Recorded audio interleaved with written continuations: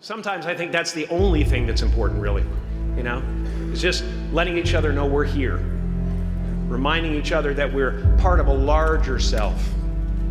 I used to think Jim Carrey is all that I was, just a flickering light, a dancing shadow, the great nothing masquerading as something you can name, seeking shelter in caves and foxholes dug out hastily, an archer searching for his target in the mirror, wounded only by my own arrows, begging to be enslaved, pleading for my chains, blinded by longing and tripping.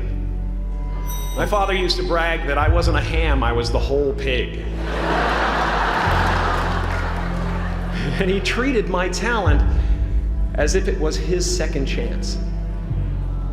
When I was about 28, after a decade as a professional comedian, I realized one night in LA that the purpose of my life had always been to free people from concern, just like my dad. And when I realized this, I dubbed my new devotion the Church of Freedom from Concern. And I dedicated myself to that ministry. What's yours? How will you serve the world? What do they need that your talent can provide? That's all you have to figure out. As someone who's done what you're about to go and do, I can tell you from experience, the effect you have on others is the most valuable currency there is. Because everything you gain in life will rot and fall apart, and all that will be left of you is what was in your heart.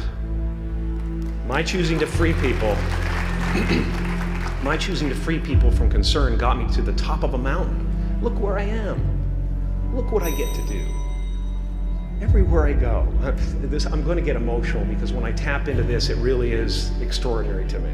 I did something that made people present their best selves to me wherever I go. I am at the top of the mountain, and I was, and the only one I hadn't freed was myself, and that's when my search for identity deepened. I wondered who I'd be without my fame. Who would I be if I said things that people didn't want to hear? Or if I defied their expectations of me? What if I showed up to the party without my Mardi Gras mask and refused? But you guys are so ahead of the game. You already know who you are.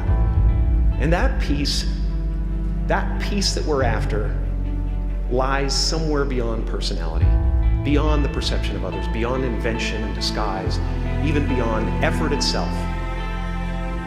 You can join the game, fight the wars, play with form all you want, but to find real peace, you have to let the armor go. Your need for acceptance can make you invisible in this world. Don't let anything stand in the way of the light that shines through this form. Risk being seen in all of your glory. And you're going to look at a person like me and say, how could we ever hope to reach those kind of heights, Jim? How can we make a painting that's too big for our home?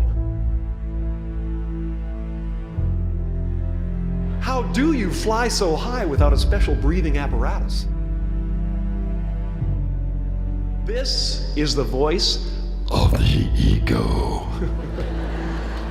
And if you listen to it, there will always be someone who's doing better than you. No matter what you gain, ego will not let you rest. It will tell you that you cannot stop until you've left an indelible mark on the earth, until you've achieved immortality.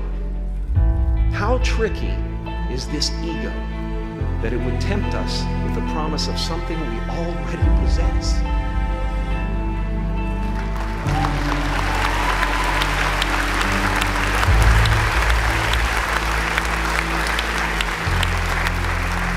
So, I just want you to relax. That's my job. Relax and dream up a good life.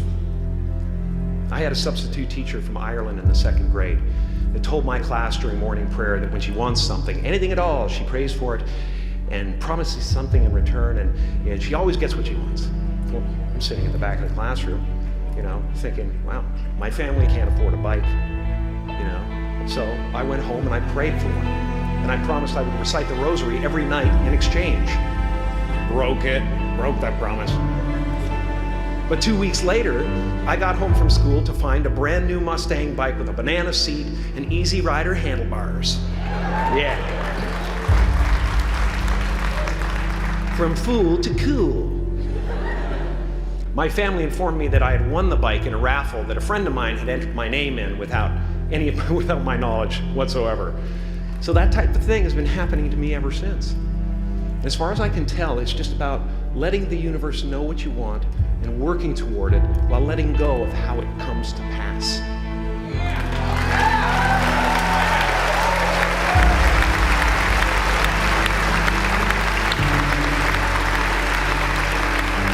Your job is not to figure out how it's going to happen for you, but to open the door in your head.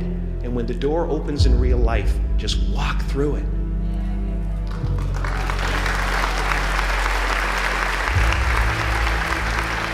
And don't worry if you miss your cue, because there's always doors opening. They keep opening. And when I say life doesn't happen to you, it happens for you, I really don't know if that's true. I'm just making a conscious choice to perceive challenges as something beneficial so that I can deal with them in the most productive way. You'll come up with your own style. That's part of the fun. Oh, and why not take a chance on faith as well?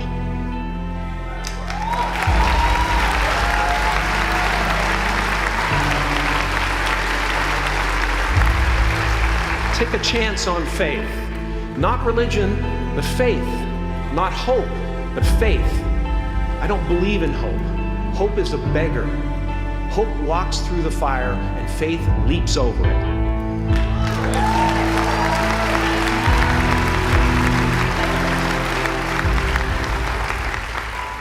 You are ready and able to do beautiful things in this world. And after you walk through those doors today, you will only ever have two choices: love or fear. Choose love, and don't ever let fear turn you against your playful heart.